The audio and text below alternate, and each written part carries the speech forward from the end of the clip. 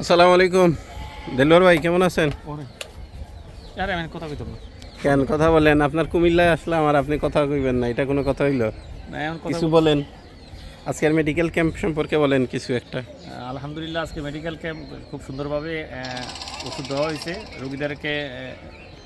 প্রথমে প্রেসক্রিপশন করছে, তারপরে আমরা ওষুধ দিছি আর কি। আলহামদুলিল্লাহ চমৎকারভাবে এই কাজটা সুন্দরভাবে শেষ হয়েছে। কি পরিমাণ রোগী দেখছেন আজকে? এখানে রোগী প্রায় 200-র উপরে হবে। 200-র উপরে? 200-র উপরে হবে, হ্যাঁ। আচ্ছা, আমরা শুনছিলাম এখানে আরো অনেক বেশি পরিমাণে হওয়ার কথা, ওইভাবে প্রিপারেশন নিয়ে আসছিলাম। এই অনেকগুলা আশ্রয়কেন্দ্রের মধ্যে লোক চলে গেছে, তো এই কারণে আমরা দুইটা যাইতে পারি নাই। তার পরবর্তীতে আমরা বাক্সিমূল ইয়াতে কলেজে আসছি আর কি। আসলে এখানে মেইন একটা সমস্যা যেটা দেখলাম, ওই যে যাতায়াতের সমস্যাটা। এই যে যে পরিমাণে পানি, নৌকা ছাড়া যাতায়াতের আপনি বন্দি, নৌকা ছাড়া আপনি যাতায়াত করতে পারবেন না। আর আমরা একটা ক্যাম্প থেকে যে আরেকটা ক্যাম্পে যাব, আমাদের যাওয়ার কোনো সুযোগ নেই, একমাত্র নৌকা। এখন নৌকা বা ট্রলার যেগুলো, এগুলো খুবই সীমিত। তারা শিডিউল দিতেছে 2 ঘন্টা 3 ঘন্টা পরে আসবে।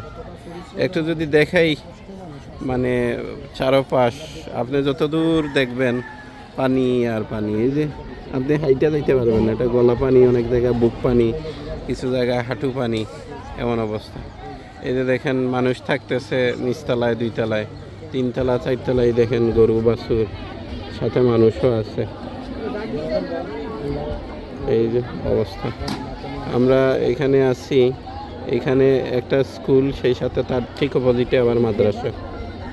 ঠিক আছে, বাক্সিমুল সুন্নিয়া ইসলামিয়া সিনিয়র মাদ্রাসা, আবার এটা বাক্সিমুল উচ্চ বিদ্যালয়, না তাই না দেলোয়ার ভাই? High school. এই যে ছাদের উপরে মানুষজনের গরু বাছুর আশ্রয় নিছে, মানুষজনও আশ্রয় নিছে। তবে সবচেয়ে বড় সমস্যা হচ্ছে এইখানে খাবারেরও কোনো সমস্যা নাই, মেডিসিন ঔষধেরও কোনো সমস্যা নাই। একমাত্র সমস্যা হচ্ছে যাতায়াত ব্যবস্থা। যাতায়াত ব্যবস্থা আসলে দেখা যাচ্ছে যে স্থানীয় মানুষজনই নৌকাতে রাস্তাঘাট চিনতেছে না। একটা জায়গায় এই স্কুলটা খুঁজে বার করতেই 1 ঘন্টা সময় লাগছে, অথচ এটা তার এলাকা। ঠিক আছে, একমাত্রই কারণ হচ্ছে কি আপনার যাতায়াত ব্যবস্থার কারণে। যাতায়াত ব্যবস্থা যদি আরেকটু ইমপ্রুভ হইতো, পর্যাপ্ত পরিমাণে যদি নৌকা থাকতো, তাহলে আমরা যে পরিমাণ যে বড় মেডিকেল টিম আসছিলাম, একটার পর একটা জায়গায় দৌড়াইতে পারতাম। যাই হোক, আলহামদুলিল্লাহ আমার দেলোয়ার ভাই বলছেন 200 পেশেন্ট। আমার মনে হয় বাচ্চা পেশেন্টই আমরা 100-র উপরে দেখছি। তারপরে আবার তো বয়স্ক রুগী ছিল, মহিলা রুগী ছিল, অন্যান্য পেশেন্ট ছিল। সব মিলে আলহামদুলিল্লাহ আমরা মোটামুটি সাকসেসফুল।